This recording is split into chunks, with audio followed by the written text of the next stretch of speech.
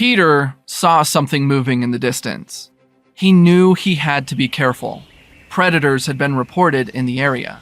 So, he moved closer to see if it was the bear he was looking for.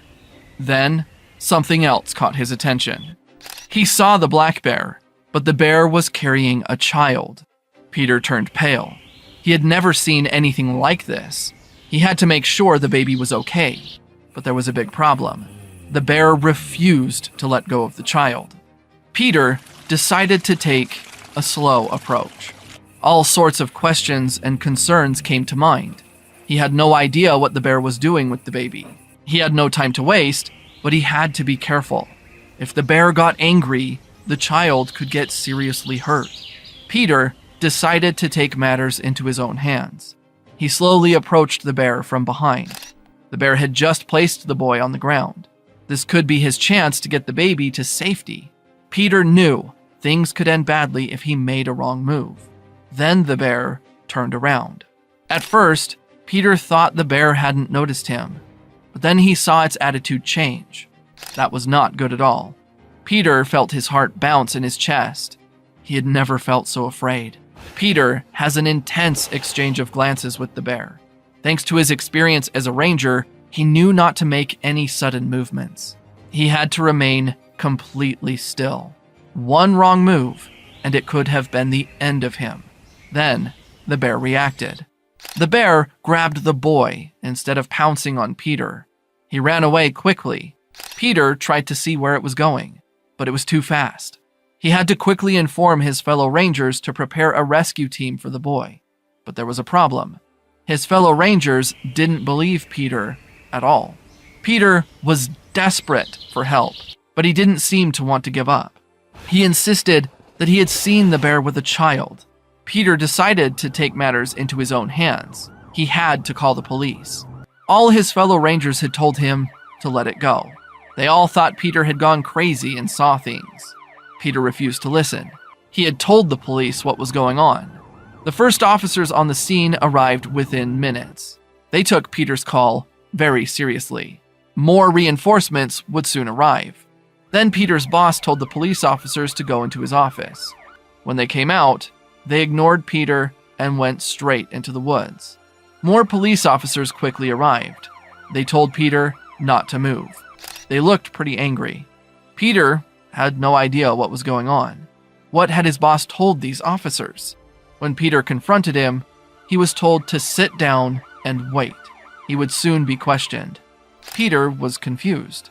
The officers returned after a few minutes. Peter was surprised. They certainly hadn't scoured the entire forest in minutes. Something else must have happened. Peter would soon have the answers. Peter was questioned about the bear he had supposedly seen. He was also asked about the baby. Peter knew what he had seen, and no one seemed to take him seriously. He had to get to the bottom of it. The police told Peter that they would be leaving soon, and that they didn't find it funny. Peter burst into tears. Peter had been forbidden to leave the office, but his boss still wanted to talk to him. Because of all the stress he was experiencing, Peter had become very emotional. He burst into tears, asking his boss to go get the boy. But there was something else that would upset Peter even more. Peter had been suspended. His boss told him he could no longer work as a forest ranger. Peter felt the world was against him. His boss and his fellow rangers believed that something really horrible was happening to Peter, that he saw things because of traumatic events in his life. They tried to convince Peter to go to therapy. He had just lost a baby with his wife. For this reason, no one believed him. They thought the trauma was still fresh and that he was imagining a bear with his baby. Peter told them that this was not the case. He had a plan to solve everything on his own. Peter was determined to find out the truth. He was no longer allowed to enter the forest, but he didn't care. The welfare of the child was the only thing on his mind. His wife tried to stop him, but she knew it was useless. Peter went into the forest anyway. Peter decided to go to the forest early in the morning. He knew that at that time, no one would be guarding the edge of the forest, so he could go in without any problems. He only had one more thing to do before he could leave. He went to see his best friend, Jacob, a fellow ranger. He was surprised to see Peter. He had heard what had happened. Peter explained the whole story to him. They had to get to the forest to save the boy. Jacob was skeptical. He didn't want to participate. Then Peter relented. Jacob had never seen Peter in this state. He was very reluctant to go, but he felt he had no choice. He had to keep an eye on his friend. Maybe Peter would hurt himself. Jacob told Peter that he would go with him. This decision could potentially be disastrous. Peter kept talking about the boy and the bear as they went deeper into the forest. Jacob was thinking that Peter had become completely delusional. He felt the urge to call for help, but something prevented him from doing so. When they finally reached the place where Peter had seen the bear, Jacob noticed something. Jacob noticed tracks in the distance. He was immediately intrigued by what he had found. He had heard of bears in the area, but this was definitely something bigger than normal. In fact, they had found black bear tracks. Jacob began to believe that Peter had at least seen the bear. He still had doubts about the baby. Now that both Jacob and Peter agreed, they knew they had to be careful.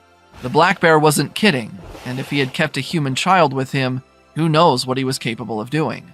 Jacob shouted to Peter that he had found more tracks. After following the bear's trail, Jacob suddenly lost track. He had no idea where the bear might have gone.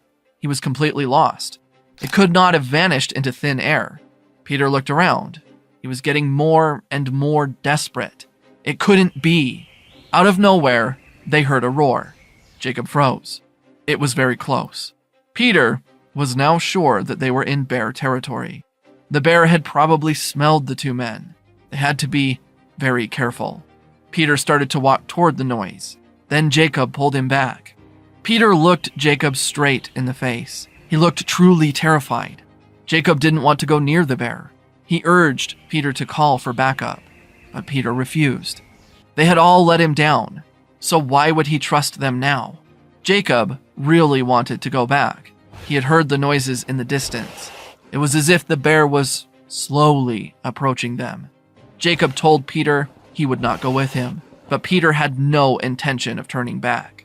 Peter finally convinced Jacob to stay close to him. Two strong men were less likely to be attacked. They both had no equipment with them, so they were not able to sedate the bear when they saw it. Someone had to distract it. Jacob reluctantly followed Peter. Peter was convinced that they were close now. He was already feeling a lot of adrenaline. He had to snatch the boy from the bear. There was no turning back. It was the only thing on his mind. Then, Jacob gasped. They saw a cave in the distance. It was certainly no ordinary cave. They followed the bear's tracks and went straight into the cave. It was definitely a bear cave. Peter tried to move forward slowly. Then, suddenly, he froze. Peter saw the bear in the distance. He was completely shocked. He knew he had not gone crazy. Even Jacob was now fully convinced and was even more frightened than before.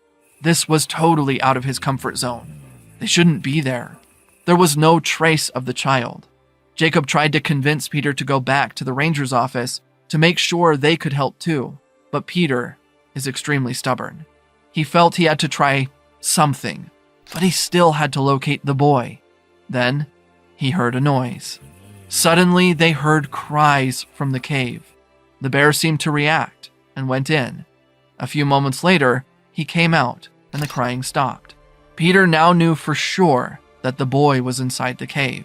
Then the bear turned its head toward Jacob. Jacob was seen by the bear. The situation was very tense. Jacob did not know how to react. Peter told Jacob to stay still, but Jacob was so scared that he started to walk back. At that moment, the bear reacted and charged rapidly towards Jacob. Peter tried to distract the bear, but it seemed interested only in Jacob, who had no choice but to get away as quickly as possible. It was a life-threatening situation. Jacob ran away as fast as he could. He felt the bear approaching him. The worst happened. Jacob stumbled. He immediately got to his feet and climbed a tree. The bear tried to pull Jacob down from the tree, but it seemed that Jacob managed to get to safety. This was the moment when Peter reacted. Peter was alone. He saw a clear path to the cave. He heard Jacob shouting in the distance, but he felt it was more important to pick up the baby and that Jacob was okay. As he walked slowly toward the cave, he heard Jacob yell that the bear would be back. Peter had no time to waste. He had to get into the cave immediately. Without thinking, he started running towards the cave entrance. He didn't hear the bear nearby, so he knew he had some time to save the baby. When Peter reached the cave, it was pitch black inside. Peter quickly pulled his phone out of his pocket to get some light. He didn't know where to go.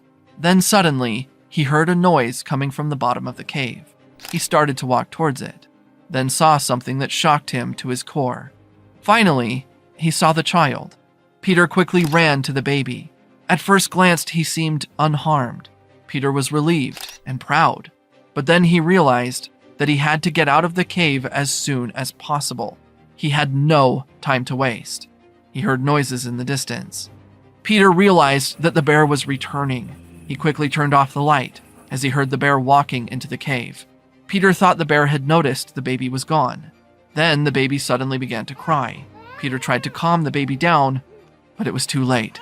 Peter noticed that the bear had seen him. Switching on the light, he looked the bear straight in the face. Peter was now cornered and was still holding the baby in his arms. The bear seemed to be very cautious as it approached Peter. Then Peter heard more noises. Suddenly, the bear seemed to fall asleep. Peter realized that the bear was hit by sedative darts. Then he heard a lot of noises all around him. Without realizing it, other rangers started running into the cave to save Peter. Jacob had called them just before they entered the forest, but they were not finished yet. They still had no idea where the parents and child were. The police had not reported the boy missing. The rangers took the boy to the nearest hospital, with the help of the police.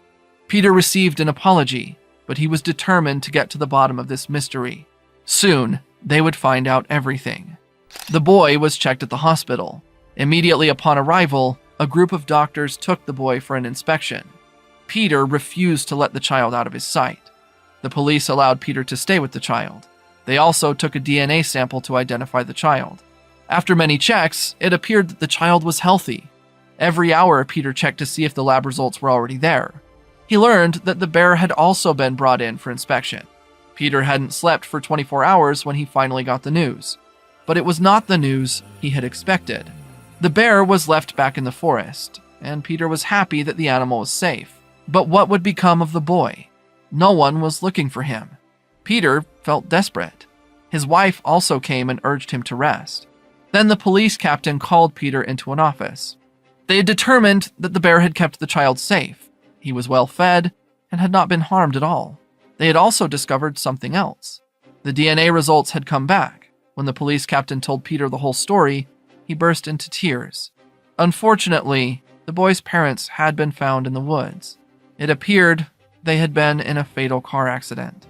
After the accident, the bear welcomed the child. They couldn't find any family members either. Peter didn't know what to see. Then, he looked at his wife, and they both knew what to do.